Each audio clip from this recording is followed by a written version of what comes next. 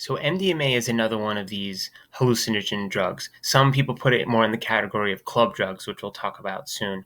It has kind of different nicknames for it. So like one of them is ecstasy. It generally comes in like a pill form that you might see on like the bottom there. It's another nickname for it is Molly. People say like, "Have you seen Molly before?" Then there's ketamine, which is some kind of like animal tranquilizer that people realize that you can get high off of taking. So one thing that all these hallucinogens have in common is that they really alter your perception of what reality really is. Some people are looking for that as just a way for escapism, I suppose. But they can, have traumatic effects on people that can last a really long time if something goes wrong when you're taking them. So one thing that I want to stress is that one of the new things of research that's coming out is that some people have found out that if you deal with certain types of depression or other psychological effects, that some of these things actually there's some research that shows that there could be a positive benefit to it. That taking it might almost temporarily cure something like that, and that might very well be true. I don't want to discount the potential of something like that. However, I just want to make sure that you don't hear something like this from a friend in high school or college. It's like, oh no, you want to take this, it cures depression. And you're saying, oh, I'm feeling kind of blue. Yeah, let me take it and see what happens. It's so not meant for that. Anyone that's doing that is taking it under the care of like a doctor that's an expert in this that has recommended it to you. So again, please don't ever take it as some kind of like home cure thinking that it's going to do something unless it's like actually prescribed by a doctor, right? That would be the only time that you would ever want to do something like that. So moving along to another type is heroin. Heroin is an opiate. It's something that's kind of sedates you, and it's derived from morphine, which is a substance that could be extracted and found from poppy plants.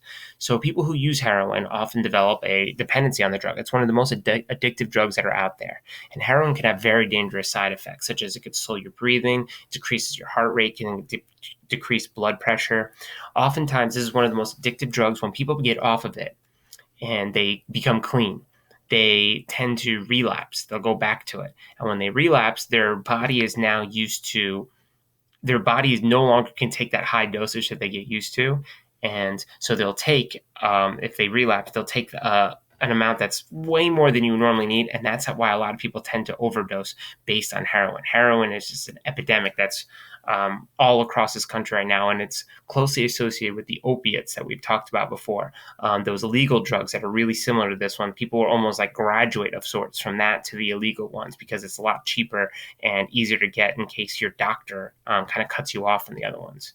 So we talked just before about club drugs, man-made drugs that produce similar effects of an existing illegal drugs. Ecstasy is one of these ones. It creates these feelings of openness and warmth combined with the mind-altering characteristics of hallucinogens. And chronic use can damage your ability to think, to regulate your emotion, memory, sleep, and pain. People have drinking so much water on this that they died from it. People have danced all night and not drinking any water and died from dehydration. There's just so many dangerous things that are associated with these drugs.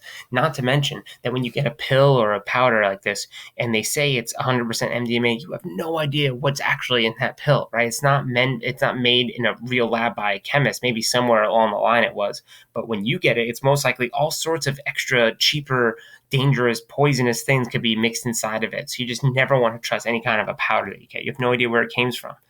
Now, on a much scarier note, too, there are certain drugs where the entire point of them is to basically knock you out. Rohypnol is a type of odorless. There's no smell to it. It doesn't taste like anything. And if you take it, you don't have no memory of what happened the rest of that night. And of course, there are some monsters out there that take advantage of this, that purposely try to put these in people's drinks. So if you're ever out in an area in a bar, you never leave your drink unattended because you have no idea what somebody could be putting inside of that drink. And I would be wary about accepting drinks or offers of drinks from other people if you haven't seen like the bartender themselves make it, if you are going to be choosing to participate in drinking when you get older. Another version is steroids. So here's another type of drug. These ones will artificially produce testosterone. It produces muscle growth and strength. So I'm sure you've heard about these being prominent in sports, like people taking these performance-enhancing drugs. There's also